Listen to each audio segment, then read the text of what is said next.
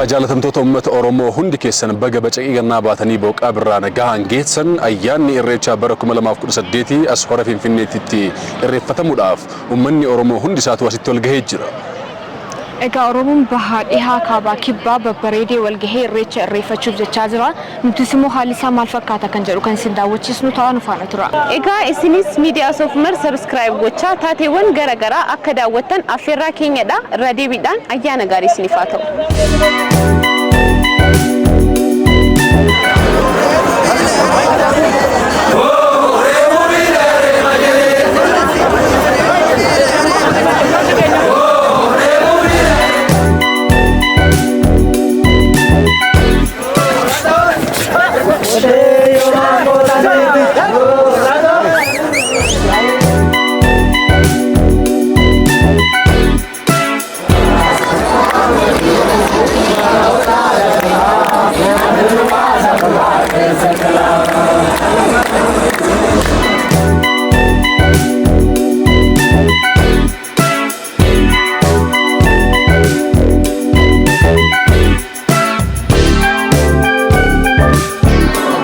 Baga bacaqii gannaa baatanii booqaa birraa nagahaan geettin jecha guyyaan har'aa guyyaa irreechaa hora Finfinneetti taala addaatiin kabajamu irratti argamudha. Amma immoo akkuma argaa jirtan qeerroo fi qarreen uummanni Oromoo hundi isaatu wal gahee asitti sagantaa kana gaggeessuu irratti argamna. Yeroo ammaa kana immoo qeerroon Oromoo uffataan faayamee bareedeetiin asitti argamee jira. Baga nagaan dhuftan.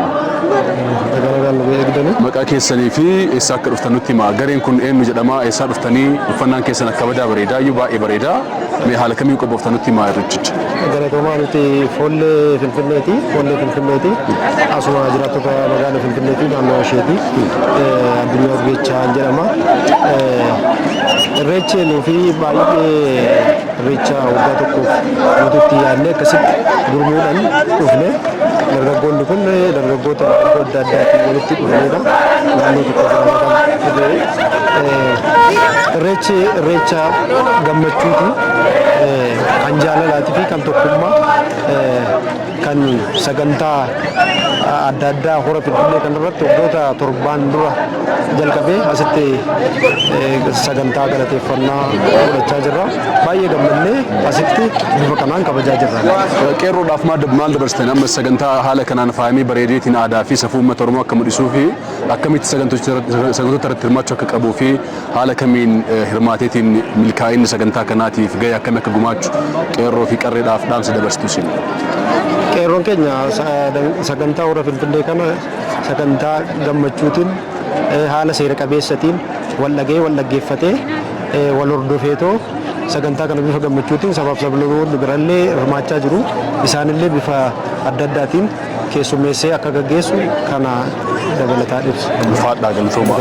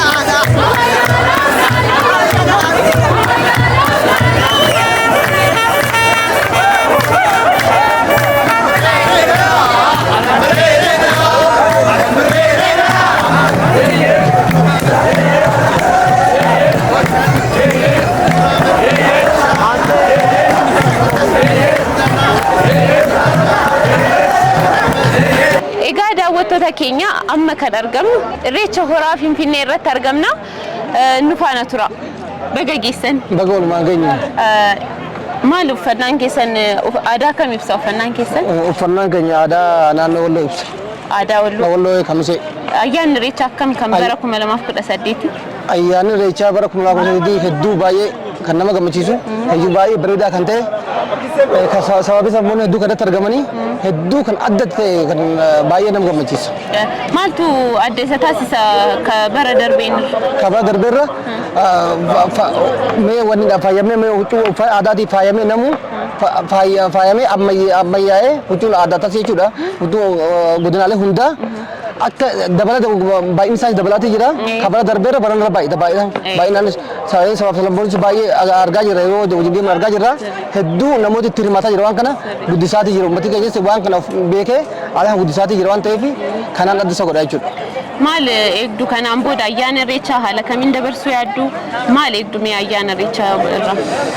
Ayyaana irreechaa irraa waan nu eegnu akka silas jedhe waan isa adda godhu tokko agartee haala amma agartee sababii sablammoonni hedduu walitti dhufanii kan sababii sablammoota hundaa kan ilma namaa ta'uu isaa agarsiisu jira malee aga haala Oromoon agartee abbummaan haa jiraatu malee kan uummata hundaa kana ilma namaatiif waan ilma namaatiif jiraami akkasanii inni baranaadha immoo haala hidhii abbaa kun kana wal qabatee hidhii abbaa eebba isaanii xumuramuu isaa kanas wal qabatee hedduu gammachuu namni hedduu qara namoota hedduu bara baraan yeroo akkasitti namni tokko waggaa keessatti wal argu jechuun hedduu kan nama gammachiisudha baay'ee itti gammanneerra gara fuulduraas immoo namni keenya gammachuu irreechi jechuun rabbii galateeffannaadha akkan hubadhee jirutani galateeffannaadha waaqa galateeffatuun immoo bakka feete deemtee nama walitti dhufee namni akkasitti walitti dhufee galateeffachuun waan barbaachisaa gammachuudhaan namni lolaafu nama ajjeesuufu walitti ijaaramee waa gochaa jiraami rabbii galateeffachuudhaaf namni walitti dhufee wal gaafachuu huccuu bareedaa huccuu aadaa uffatee akkasuma jiraatu maal nama wanni qabu jechuun baana kanaafuu ani hedduu itti gammadu fi gooten waggaa tan haga tan dhufaatuma jira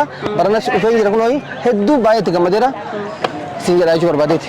እንግዲህ ዱመራን ሞ ዳምሰ yoo qabaatan ummata Itoophiyaa fillee ummata Oromoo fillee yoo daamsa qabaatan dabarsuu dandeessu. Daamsi ni qabnu baay'ee baga tisingee jennaan jechuudha duraan dursine baga ayyaana sababa hundumaanuu baga ummata Itoophiyaatiin baga ayyaana irreechaa bara 2018tiin baga isingee jechuun barbaada. Galatoma.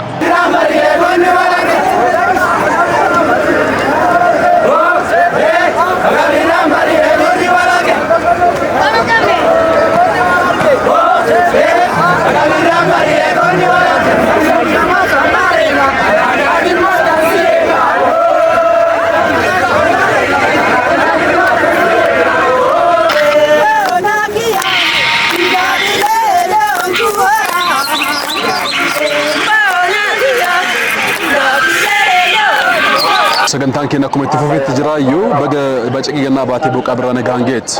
Amiin baga wajjin hin geenye baga bacaqii birraa baatanii booqaa birraa geessan siin jechuu barbaada. Maal fakkaatu uffannaan keessanii haalaan akka badaa bareedaa iyyuu maali dhaamsi keessan qeerroo fi qarreedhaaf sagantaawwan Oromoon haala kanaan yoo qopheeffatu akkanatti akka qindaa'ee dhufuu fi muuxannoon isin qeerroodhaaf qooddan maal inni? Ayyee egaa irreessa guddichaa ayyaana guddichaa saba guddaa saba Oromiyaati akkasumas yeroo ammaa kana akka addunyaatitti Oromoon addunyaarra jiru sabaaf sablammoota biroo dabalatee irreecha kabajaa jira. Nutis akka qeerroo miseensa foollee magaalaa Finfinneetti bifuma amma laaltan kanaan almost 6 ol walitti gurmuufnee huccuu kan hodhisiisnee aadaa keenya safuu keenya uummata bal'aa kanatti akka addunyaatittis beeksisuudhaaf qophii guddaa goonee guyyaa har'aa kana irreecha kabajuudhaaf asitti argamne egaa qeerroowwan magaalaa Finfinnee keessa jiraatan hedduudha miiliyoonaan lakkaa'amu namoota muraasa taanetti kan yeroo ammaa kana gurmoofnee dhufne irreechi aadaa keenya irreechi safuu keenya irreechi madda dimokiraasii kan uummanni Oromoo akka addunyaatti ittiin beekamudha. Kanaaf ayyaana guddicha kana hundi keenya waliin kabajuu keenyaaf gammachuu guddaatu itti dhaga'ama. Baga of koltan ayyaanichi xumuramee jira guyyaa boruu immoo Bishooftuu irratti Harsadii irratti kabajama. Achittis qophiin keessan maal fakkaata? Haala kamiin qophooftanii jirtan garasitti imaluudhaaf? Hayyee kabaja guddaa Waaqayyo haa ga'u ulfinni Waaqayyoof haa ga'u nagaan milkaa'aa jirra milkoomne jirra ayyaana hora Finfinnee kabajuudhaaf guyyaa boruu immoo bifa addaa ta'een ammas qeerroowwan hafan dabalatee foolleewwan Finfinnee keessa jiran dabalatee waliin hora Harsadii deemnee bifuma kanaan akkaataa ho'aa ta'een irreecha hora Harsadii kabajuudhaaf qophii keenya xumurree asumaan sagantaa kan erga xumurree booda garasuma imalli keenya kan ta'u ta'a jechuudha. Ulfaadhaa egaa kabajamtoota daawwattoota keenya guyyaa boruu immoo ayyaanni irreechaa hora Harsadii magaalaa Bishooftuutti kabajama. Uummanni Oromoo hundi isaatu akka milkaa'uu fi akka uffoluuf dhaamsa dabarsinaa ulfaadhaa horaa bulaa deebana.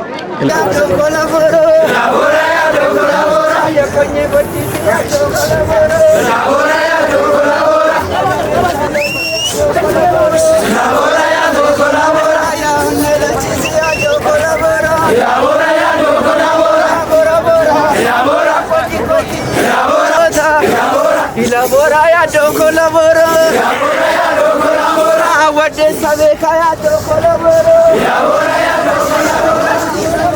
Ilabora. Ilabora. Ilabora. Ilabora. Ilabora. Ilabora. Ilabora ya do colaboro. Ilabora. Ilabora. Ilabora. Bonita.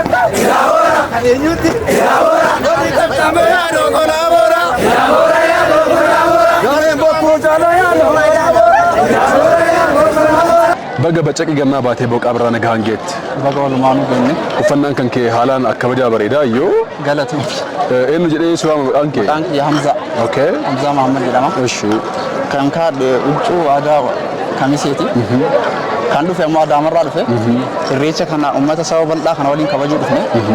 Har'a hedduu gammanne Finfinnee keessatti uummata Oromoo waliin akkanatti sabaaf sablammoota hedduu waliin kana wal arginee gammachuu waliin qoodanne galuu kennaaf hedduu tokko gammachuu na dhaga'ame. Ayyaana baranaa kana kan baroota darbanii irraa wanti adda taasisu maal inni? Wanti adda baasu gammachuu baay'ina uummataa biyyittillee akka argan kana hedduu bareeda. Naawwanni jennu kanuma. Guyyaa boruu immoo ayyaana kana kabajuudhaaf gara Hora Arsadiitti ni imaltu. Qophiirra jirra. Imala keessan immoo achitti maaltu raawwatama itti adda haala kamiin amma qophiin isin qabdan maal fakkaata? Achitti amma laaqana nyaannee baana. Qophiin achitti bareeda. Konsertii baay'eetu jira. Achi deemnee dhiichisnee biyyi keenya ta'uu murteeffanna gama. Ulfaadhu galatooma. Galatooma.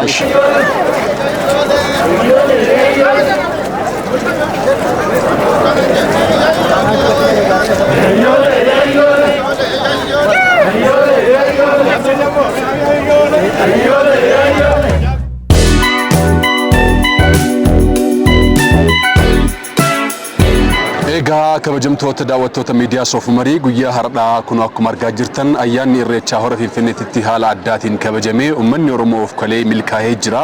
Baga gammanne isiniin jenna. Egaa boru immoo Irreecha Hora Arsadee irratti argamne haala jiru kan isinitti agarsiisnu ta'a. Ayyaana milkii isiniif haa ta'u. Egaa isinis miidiyaa Soofumar subscribe gochuudhaan taateewwan garaagaraa akka daawwattan affeerraa keenyadha. Irra deebiidhaan ayyaana gaarii isiniif haa ta'u.